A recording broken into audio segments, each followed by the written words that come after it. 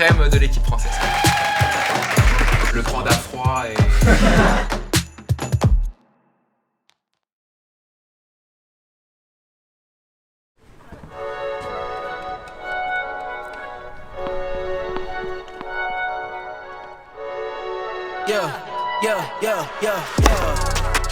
Coming in, yeah, flex. I just wanna win, yeah. LABB, who we running with, yeah. 2, 2, 3, 3, I'm on 10 again. Petit mot avant le début de la vidéo, les breakers, on vous emmène à Fushroll dans les locaux de Technifib et restez bien jusqu'à la fin puisqu'on vous fera gagner des lots Technifib sous forme d'un jeu concours classique. Allez, c'est parti. Salut les breakers, très content de vous retrouver dans cette nouvelle vidéo. Tournée asiatique de Corée en Chine. Donc je suis arrivé à Paris, on est avec le B, le Baptiste derrière la caméra. Donc du coup je suis arrivé à Paris et puis là on va dans les locaux de Technifib leur faire un petit coucou. On est à Fushroll, donc on vous montre ça, on entre dans le logo, c'est parti. Jules, bienvenue chez Technifib, merci. à Fushroll, à la Players Company. Vous vous rappelez bien sûr de Mathieu Pogam que vous avez vu en Australie sur le cours avec Terence Satman. Voilà, un bon moment passé ensemble au mois de janvier. Exactement, merci de nous accueillir dans vos locaux. Design, hein, attention, regardez-moi ça, le petit TF là, très sympathique. Unlock every player's potential. Alors la question, est-ce que Jules est en train d'unlocker son potentiel? Bah écoute, ça c'est les breakers qui vont dire, bah dites-nous en commentaire si je unlock mon potentiel. Mais voilà, en tout cas vous avez vu l'accent anglais, incroyable. On a un visuel assez historique pour la marque, donc on a eu la chance d'avoir il y a quelques mois les 4 numéros 1 mondiaux. Ah bon? Donc simple et double, donc Iga Swiatek numéro 1 mondial WTA, Daniil chez les garçons, et on avait au même moment Elise Mertens et Joe Salisbury qui étaient numéro 1 mondiaux en double. Ah ouais. Ah, squash aussi. Et en squash, on est également bien placé avec Mohamed El Shorbagy qui était numéro 1 mondial, Nour El Cherbeni numéro 1 mondial également. Donc Technifib c'est tennis et squash. Tennis et squash. Principalement. Et bien sûr paddle également. Paddle, ouais. Mais paddle on est encore en phase de développement. Okay. Création en 79 ici à Fushroll. Ouais. Ah oui, avec le logo de avec base, le logo, ouais. logo qui a évolué dans le temps. Ok, sympa. 1980, le début de la marque? Alors naissance de la marque, création de la société en 79 et naissance de la marque en 1980. Ok, bah ça me dit pas 2004. Non, 2004 t'étais pas encore dans la team, ça. t'as dû rentrer dans la team vers 2010. 10, je vais dire 2010, ouais. Voilà, 2010.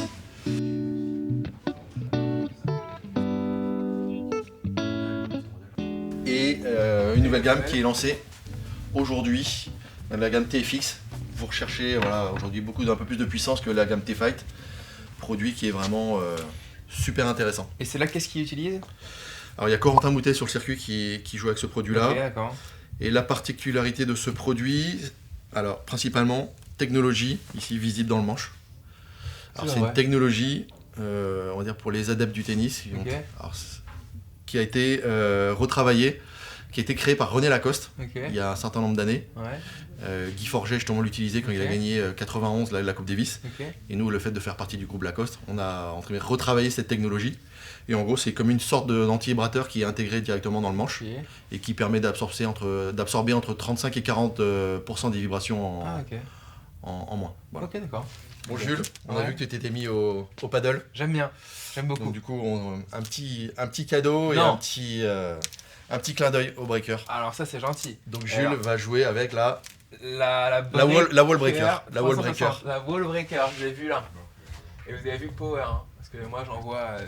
T'as vu que j'avais un flasher puissant. Grosse épaule. Donc je vais pouvoir envoyer des Badara, des Bandera, et des je sais plus quoi. On sent que t'es au point sur alors le ça paddle. c'est bien, ça me plaît. Oh là là, je vais envoyer du lourd. Merci beaucoup, c'est gentil.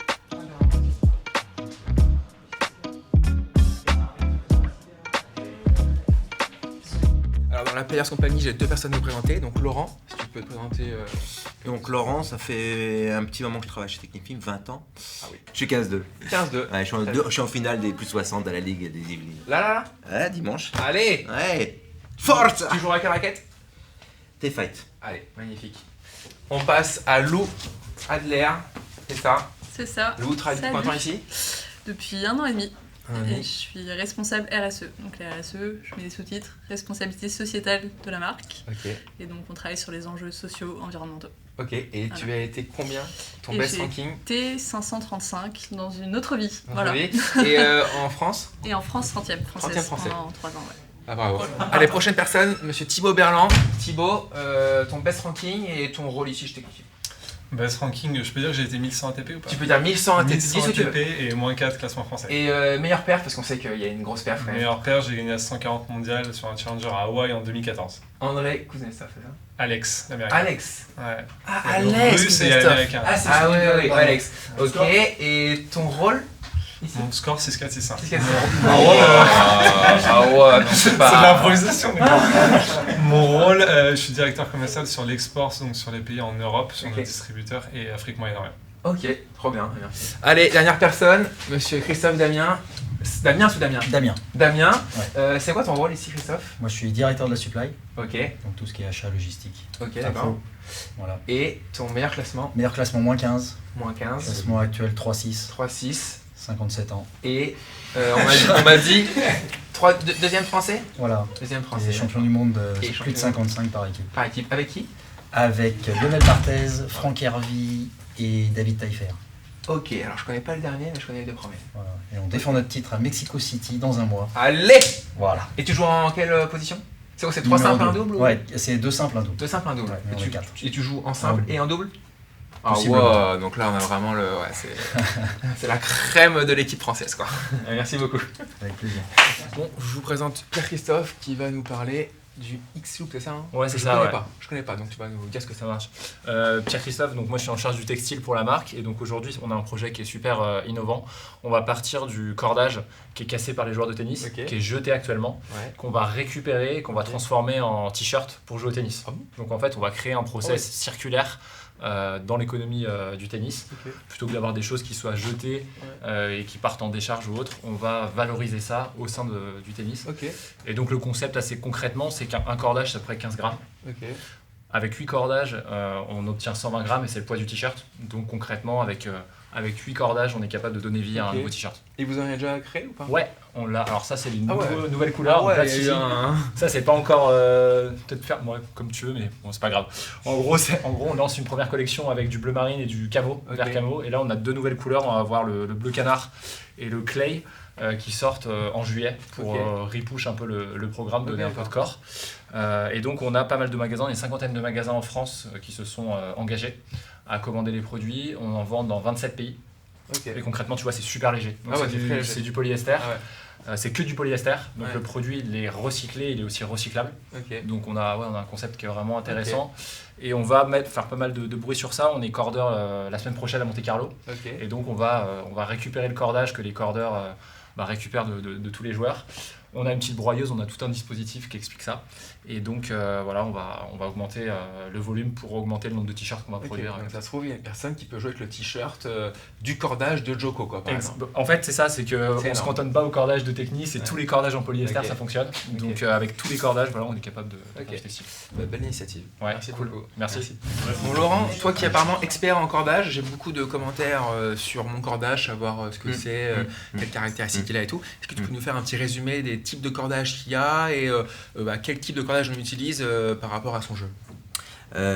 Ok, il y a deux grandes technologies de façon de faire un cordage. C'est soit un multifilament, Ouais. c'est plein de petits fils à l'intérieur Ok. qui sont aussi fins qu'un cheveu. Ok. Il y a à peu près 1500 fils dans un cordage, donc c'est super fin. Ok. Ça va apporter beaucoup de confort et beaucoup de puissance. Ok. Et puis l'autre technologie, c'est le monofilament. Mhm. Donc là, c'est une lame centrale du polyester qui va apporter beaucoup de contrôle. Il va peu se déformer à l'impact. D'accord. Donc au niveau du consommateur, du joueur, le multifilament va apporter beaucoup de puissance et beaucoup de confort. Donc ça, c'est fortement conseillé pour les jeunes, tu vois, en pleine croissance, jusqu'aux 13-14 ans. Les enfants, les jeunes, ils jouent beaucoup avec des multifilaments, type du Ramix en France. Ok. Tu as peut-être dû jouer quand tu étais... Je crois pas. Hein. Rien. Et puis après, les plus âgés aussi. Les mecs Ok. qui commencent un peu à avoir peur au niveau des tendons, Ok. choses comme ça. Donc il y a un gros retour sur le multifilament à Ok. 45 et plus. Ok. Et puis au milieu, il y a quand même une problématique de gens qui jouent beaucoup, qui cassent beaucoup, et c'est le monofilament qui est résistant. Donc là, il apporte Ok. beaucoup de résistance, garantit que le budget va un petit peu descendre quand on casse quelques heures, parce qu'il y a quand même des problématiques de ces joueurs-là. Et puis ce produit-là va apporter beaucoup de précision. On en parlait tout à l'heure avec le Trackman. La précision, c'est important pour les gens qui cognent beaucoup. Et effectivement, le polyester, c'est un produit qui se déforme peu et qui va apporter beaucoup plus de contrôle à l'impact. Ok. Et moi, je joue avec Razor Code, Ouais, jauge 1,25. oui. Alors moi, c'est quoi? C'est mono, c'est multi. Alors toi, c'est un monofilament. Monofilament. Monofilament, c'est un produit qui a été conçu à l'époque pour des gens qui cassaient beaucoup. Ok. Qui se plaignaient de la résistance, et donc là on a mis le curseur à fond sur la résistance. Toi tu peux le jouer à 25. Ouais. C'est que l'idée, c'est que alors, ce qui est intéressant, c'est que dans ton choix de cordage, tu gères les bons compromis, c'est-à-dire d'un côté tu vas chercher un cordage qui est très résistant, mais tu le joues en jauge fine pour justement aller chercher un peu plus de sensation, de souplesse. Donc la jauge, c'est le diamètre. C'est le diamètre du cordage. Ouais. Donc ça va de quoi? De 1,20 et du 1,20? Alors il y a du 1,20, il y a même du 1,18. 1,18. Alors c'est exprimé en millimètres, Ouais. donc 1 mm 18 Ouais. jusqu'à 1 mm 35. 1,35. C'est Ok. assez. Et moi, je suis 1,25. Voilà, donc toi tu es effectivement dans la Et barre. Joko, par exemple, la jauge? Lui, il doit jouer du 1,25. 25. Si c'est du 25, c'est quand même des lojos que tu rencontres beaucoup sur le circuit. Ok. Et il est en mono? Il est en mono. Ok. Et Laurent, ce qui est hyper intéressant avec cet outil, donc c'est un truc comme je t'expliquais tout à l'heure, qu'on met à l'arrière du terrain. Mhm. C'est comme un radar Ok. qui, sur chaque frappe de balle, donc en gros tu mets derrière le joueur, Ouais. sur un protocole bien défini. Donc en général, ce qu'on demande, c'est faire 5 décalages coup droit Ouais. d'attaque dans une zone bien délimitée. Ok. Et la techno te mesure 20 data points, donc données sur chaque frappe, la vitesse de balle, le spin, la trajectoire, la précision, donc la capacité à jouer dans la zone. Et en fait, avec toutes ces données-là, tu es capable de faire une cartographie des joueurs.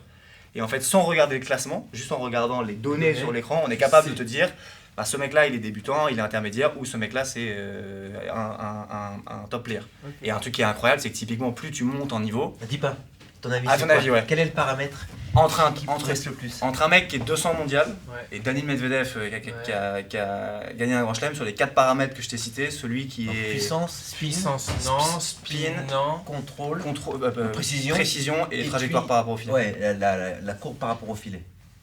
Bon, il y a un indice, c'est que Daniel, c'est quand même pas le champion du monde de la Ah, courbe t'as par Ouais. rapport. Non, mais j'allais dire précision. C'est pas un indice. Ouais, précision. Ce qui est incroyable, c'est qu'entre Non, un... parce que oui, je sais que Daniel, il fait ça, ouais. Ouais. Mais donc puissance, non, parce que ça n'a Non. rien à voir, un mec même qui est 1,6 peut être plus puissant que moi. Mais ouais, précision, ouais.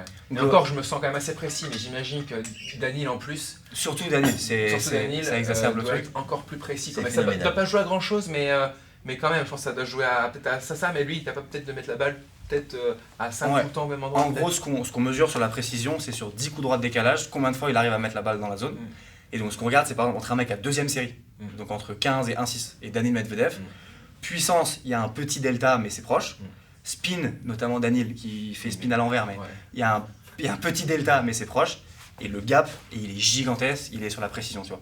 Genre un mec à 2,6, 3,6, il va mettre la balle dans la zone, je crois que c'est 2 ou 3 fois sur 10, Ouais. et Daniil c'est 9 fois sur 10. Mm. Et ce qui est fou, c'est qu'un mec à 200 mondial, Mm. c'est des datas qui sont proches, précision 5-6 sur 10, et en fait Daniil il est à 9 fois sur 10. Et en Donc, fait, Jules, ici, on a tu vois, une pièce réservée aux top athlètes Ok. dont tu fais partie. Donc on reçoit en fait de nos usines voilà, des centaines de raquettes pour nos athlètes. Et voilà, donc ta raquette, Ça va être comme ça. elle arrive comme ça Ok. d'usine et on l'envoie chez Dieter Kalleux, que tu connais bien, Ouais. Qui est en Belgique. qui est en Belgique, qui Ça. est voilà, ton préparateur de raquettes depuis Voilà, maintenant 12 ans. Et en Dieter, gros, il- Dieter, lui, donc, il influe sur plusieurs paramètres, dont voilà, le grip, la forme du grip. Voilà, donc moi, il grossit mon grip. Tout à fait. C'est ça. Il le personnalise. Et puis, Il check après, bien sûr, tout ce qui est poids, Voilà. équilibre, swing weight, donc qui est l'inertie, qui est une Voilà. donnée très importante. C'est ça. Euh, Et il met du voilà, plomb, je crois, hein, sous mes joncs, je crois, pour vraiment que tout soit. tout soit vraiment parfait. Et après, il fait la petite pastille petit, avec la personnalisation avec ton nom et qu'on le drapeau. qu'on a vu drapeau en français. Australie. Et toi, tu joues avec une raquette qui est XL. XL, donc qui est rallongée d'1 cm. 1 cm et demi, ce que j'allais dire. Ouais, Finalement, de Paris, c'est pas. Mesdames et messieurs,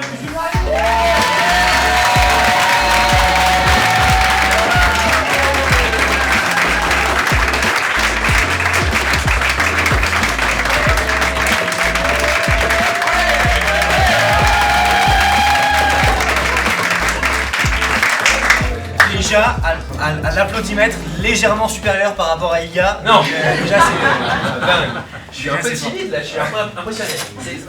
parles de commentaires. J'imagine que c'est notoriété publique, qu'il y a peut-être un peu des haters sur ton compte. J'imagine que du coup, tu as une double pression réseaux sociaux, mais aussi du coup en tournoi. Et est-ce que du coup ces haters te boostent sur les tournois ou est-ce que justement ça peut te perturber ton évolution? En fait, quand on a commencé à lancer les vidéos de manière pro avec Invitas et tout, moi j'étais au taquet, je regardais tous les commentaires pour avoir des retours et tout, et j'ai vu aussi des commentaires très négatifs des haters. Et en fait, là où je me suis dit, au bout de 5-6 mois, en fait, je vais plus regarder aucun commentaire. Donc là, je regarde plus aucun commentaire. Alors il y a des gens des fois qui m'écrivent en mode hey, mec, t'as vu, j'espère que tu vas bien, putain, la dernière vidéo, les commentaires, c'est fou, c'est violent et tout. Mais en fait, je suis même pas au courant. Donc en fait, faut surtout pas m'écrire pour me dire que les commentaires sont horribles, quoi.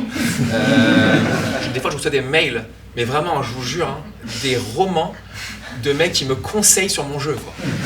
Mais je vous jure, c'est un truc de fou, genre vraiment, mais il parle plus de technique, genre en coup droit tu devrais quand même un peu plus tourner les épaules, la mise à niveau et tout, c'est un truc de fou, je vous jure. 15-4, je prends pas. J'ai 15-4. Et quel joueur que t'as pas encore joué ou tu voudrais jouer absolument? En match? Ouais. En fait, je me dis, du coup, vu que maintenant je fais les grands chelems, les qualifs, je me dis si je me qualifie, je peux tomber sur un Nadal, un Roland, direct, ou un Djoko, quoi. Et on m'a posé la question un jour, tu préfères, donc imaginons que tu te qualifies en grand chelem, tu préfères jouer Nadal ou Djoko au premier tour ou jouer un mec 80, t'as une chance de gagner, quoi. Potentiellement gagner, et après jouer un autre. Et donc j'ai dit je préfère jouer un Nadal ou un Djoko direct, le prendre à froid et je le laisse servir, ça break et derrière normalement c'est tout droit, quoi. Est-ce qu'il y a un grand cours, le grand cours dans ta vie sur lequel t'as pas joué, t'aimerais jouer? Ouais, tous les... Et s'il y en a un? Ah, il y en a un? Non, le Châtrier. Casser les raquettes, c'est un match? Ouais. Alors Mathieu me connaît, hein, je suis très calme. Très rarement, j'ai jamais vu, moi. Ah ouais, je suis très calme, alors je dis limite pas un mot sur un cours. Ouais. Mais du coup, à force de garder, des fois, deux fois par an, je casse une raquette, malheureusement technifiable. Tu es pardonné. C'est gentil.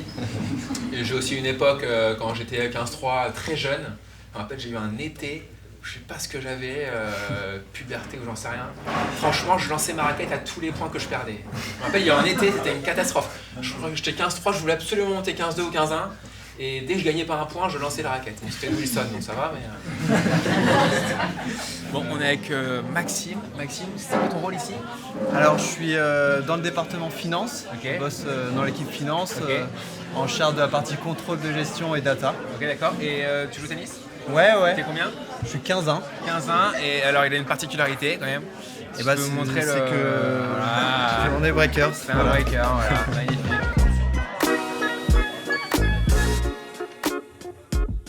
Bon, fin de la vidéo les breakers, j'espère que vous avez kiffé. En tout cas, c'était super intéressant et vraiment sympa de passer du temps avec la team Technifib. Comme je vous l'ai dit en début de vidéo, jeu concours, il y aura 3 gagnants. Chaque gagnant gagnera une raquette Techni plus un thermobag, un sac pour mettre ses belles raquettes. Comment faire pour gagner? Donc ça sera sous forme de tirage au sort.